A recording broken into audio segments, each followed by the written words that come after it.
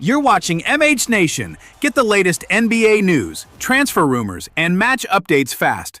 Like, share, and subscribe to stay ahead of the game. Lakers bombshell. Luka's secret big man target. $18 million Kuminga decision and a Bulls trade nobody saw coming.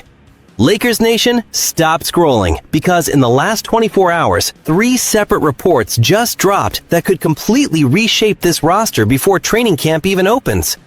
Free agency chaos, a hidden trade target Luka would absolutely love, and a sneaky Bulls connection nobody is talking about.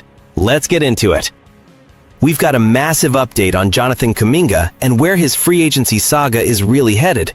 We've got a name that's suddenly buzzing as a trade target for Luka Doncic that you probably haven't heard of yet.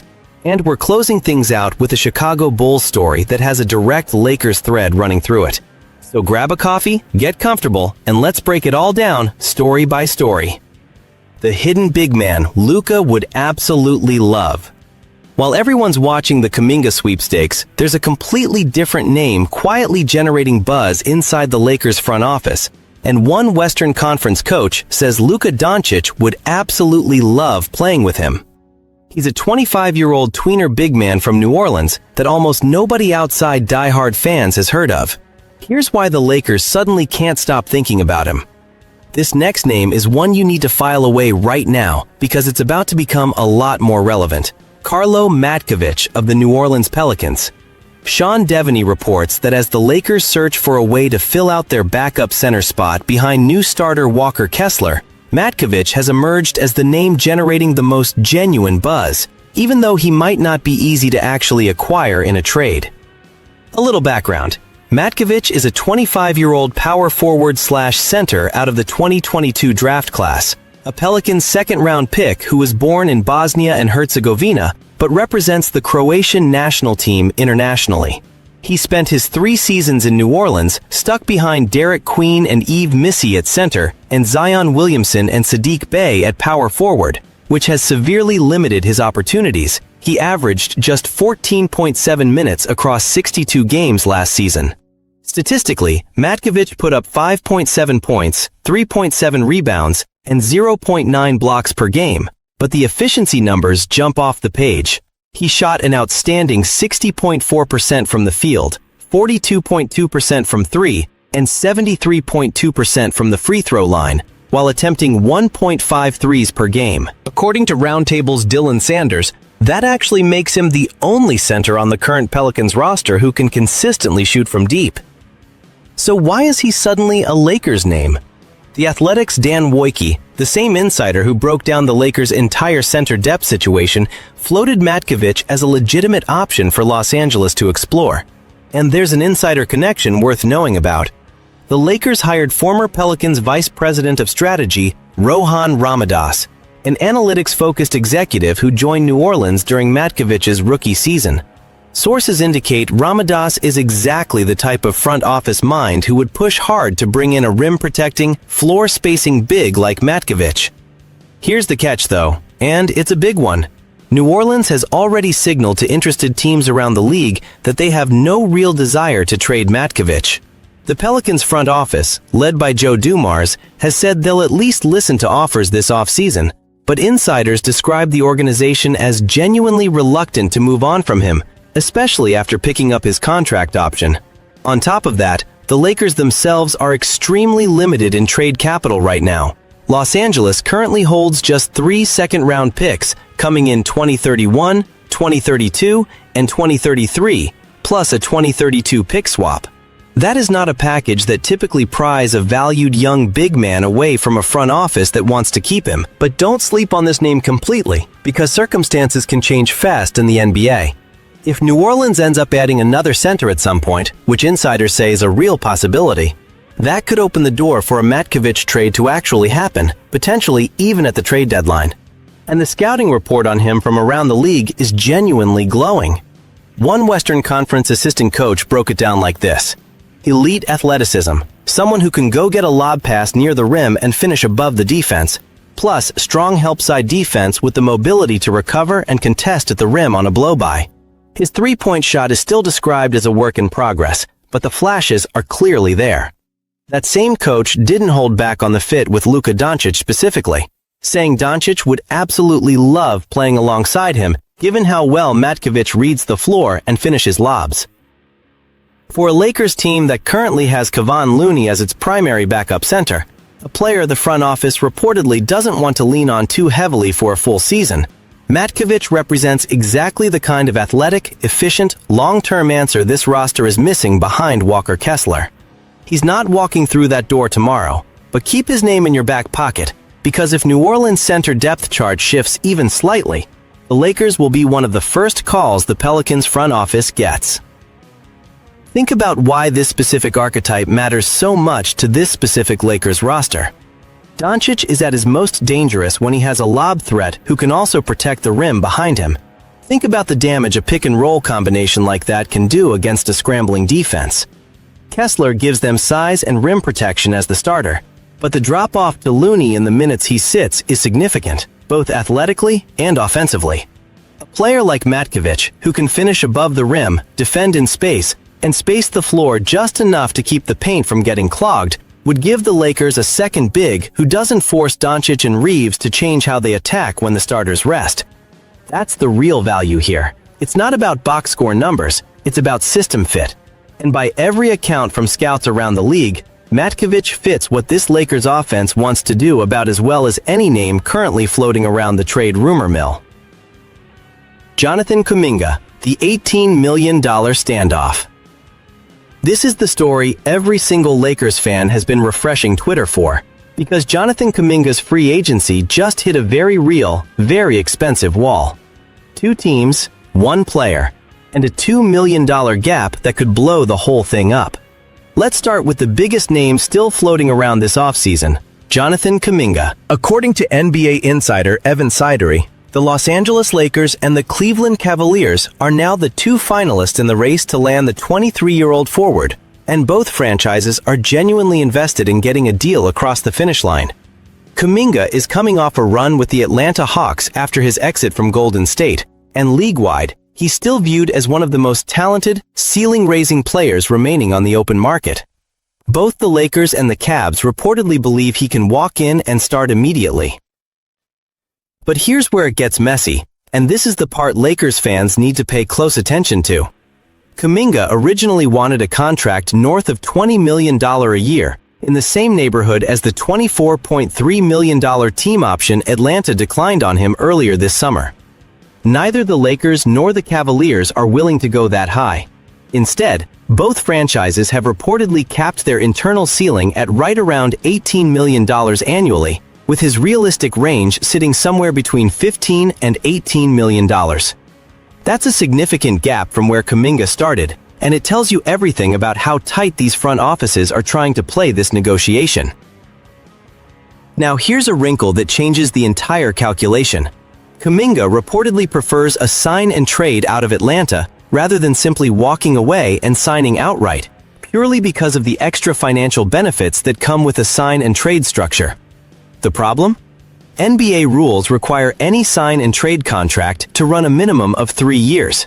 And Kuminga, according to reporting from NBC Sports insider Kurt Helin, may actually prefer a shorter deal so he can hit the market again next summer and cash in once his value is firmly established. That's a real tension point. Take a longer, lower average deal now through a sign and trade, or bet on yourself with a 1-year, lower guarantee contract and try again in 12 months. On the Lakers side specifically, the mechanics are complicated. The only real avenue for Los Angeles to offer Kuminga a significant competitive salary is by attaching Jared Vanderbilt's contract into a sign and trade package. Vanderbilt is owed roughly $26 million over the next 2 seasons. He's had persistent trouble staying healthy, and by the end of last year, he had fallen out of the regular rotation. Finding a taker for that money is not easy, and that's exactly why this Kuminga pursuit has dragged on as long as it has. Now let's connect this to a second Kuminga-related report, because it directly affects the shape of the Lakers' projected starting 5. Quote, Cy Mohan reported that the Lakers are actively offering Kuminga the starting small forward job as part of their recruitment pitch, and that creates a real problem, because that exact spot was expected to belong to Quentin Grimes. Lakers writer Maxwell Ogden pointed out something that should worry Lakers fans. Grimes, who is on a 4-year, $60 million deal and hasn't played a single minute for this franchise yet, was widely expected to start alongside Sandro Mamukelashvili in a stretch 4 look, feeding off the downhill playmaking of Luka Doncic and Austin Reeves. If Kuminga takes that starting job instead, the Lakers are suddenly paying a 4-year investment to a player who might be coming off the bench. And there's a defensive concern buried in here too. A hypothetical starting lineup of Reeves, Doncic, Kuminga, Mamukelashvili, and Walker Kessler could genuinely struggle on the perimeter.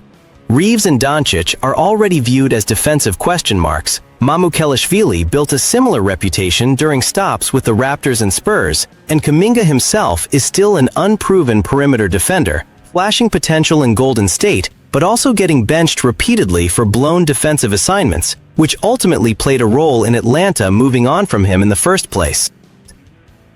So where does this actually land? According to insider Jake Fisher, the Lakers have made real guarantees to Kuminga as part of their pitch, and they still want to make him their starting small forward, but only if he's willing to accept the Lakers' preferred contract structure. That's the entire ballgame right now. Is Kuminga willing to bend on money and term to get the starting role and the fit he wants in Los Angeles? Or does Cleveland's version of this same pitch, backed by Kuminga's prior relationship with Cavaliers head coach Kenny Atkinson from their Golden State days together, end up winning out instead? This is going to move fast. Drop your prediction in the comments. Do you think Kuminga ends up in purple and gold, or does he land in Cleveland? Let's zoom out for a second, because the bigger picture here matters just as much as the headline. This offseason has already been a complete overhaul for the Lakers. Gone are LeBron James, Rui Hachimura, Marcus Smart, Jackson Hayes, DeAndre Ayton, and sharpshooter Luke Kennard. In their place, the front office has brought in Walker Kessler as the new starting center, along with Colin Sexton, Quentin Grimes, Jaden Hardy, Zaire Williams, Kevon Looney, and Matisse Thybulle. Adding a player of Kuminga's caliber on top of that group would be a genuine statement move, proof that Rob Pelinka is serious about building a complete, two-way roster around Luka Doncic rather than just filling out a bench. But that's exactly why the money matters so much here. Every dollar the front office commits to Kuminga is a dollar that isn't available for depth pieces, buyout candidates, or in-season trade flexibility. If Los Angeles has to attach Vanderbilt's $26 million just to make a sign-and-trade work financially, that's a real structural risk if Kuminga doesn't immediately deliver on both ends of the floor. This front office has been burned before by paying for potential instead of production, so how they thread this needle over the next few weeks is going to tell us a lot about the direction of this rebuild around Doncic. A Bulls trade piece with a direct Lakers connection. Now here's a story that starts in Chicago but ends up right back on the Lakers' doorstep, and it involves a former Lakers player still on this roster. The Bulls have a trade chip the Lakers reportedly want. Here's what Los Angeles could realistically offer to get it done. For our final story, we're heading over to Chicago, but stick with this one because the Lakers angle here is very real. According to Pippen Ain't Easy's Morris Bankston, Chicago Bulls forward Jalen Smith has become a legitimate trade chip this offseason, and his name has surfaced directly in reporting connecting him to the Los Angeles Lakers as a trade target, the same reporting from The Athletic's Dan Woik that broke the Matkovic buzz. From the Bulls' side, having outside interest in Smith is viewed as a genuine positive for a front office under first-year head of basketball operations Bryson Graham. But Chicago's fan base and analysts are pushing for the Bulls to actually extract real long-term value in any trade, an actual player asset or meaningful draft capital, rather than continuing to make what's been described as purely flexibility-driven moves with no lasting payoff. So what could a realistic framework look like if the Lakers actually engaged on this? The article breaks down a few Lakers trade pieces and essentially rules most of them out. Jared Vanderbilt, who's owed $13.3 million with a player option for 2027 to 28, is viewed as, at best, a solid rotational piece with no real star upside, comparable in value to a player like Nick Claxton, but not the kind of centerpiece that moves a rebuild forward. The Lakers could also offer a combination of Jake LaRavia and Dalton Connect, whose combined salaries roughly match Jalen Smith's $9.4 million expiring contract. But the analysis is skeptical there too. LaRavia isn't viewed as a shooting threat, and Connect is coming off a step-back season after 2 years in the league, raising the question of how either player actually helps a young core built around a player like Caleb Wilson. The name that stands out as the most sensible trade return, according to the report, is Lakers guard Jaden Hardy, who Los Angeles acquired via trade during the 2026 offseason. Hardy will be entering his age 24 season with 2 years left on his deal at $6 million annually, with the 2027-28 season structured as a non-guaranteed club option. He's shooting an excellent 38.6% from 3 on high volume, 8.6 attempts per 36 minutes, according to Basketball Reference, which makes him a legitimate bench microwave scorer on a very team-friendly contract. The report frames Hardy as the Bulls' best realistic outcome in a Jalen Smith trade, largely because Chicago doesn't view the Lakers as likely to put a real first-round pick on the table for a rotational big man like Smith, and Los Angeles simply doesn't have a tradable first-rounder available for the rest of this decade anyway. Nothing here is imminent, and Chicago holds the leverage in this scenario, not Los Angeles. But it's a name worth tracking, because it shows the Lakers front office is exploring every avenue to add size and depth this offseason, even reaching out to rebuilding teams like the Bulls to see what's available on the trade market. So that's your Lakers update for today.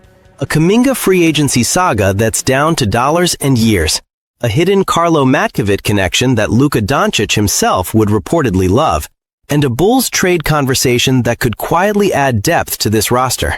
Which of these 3 stories matters most to you?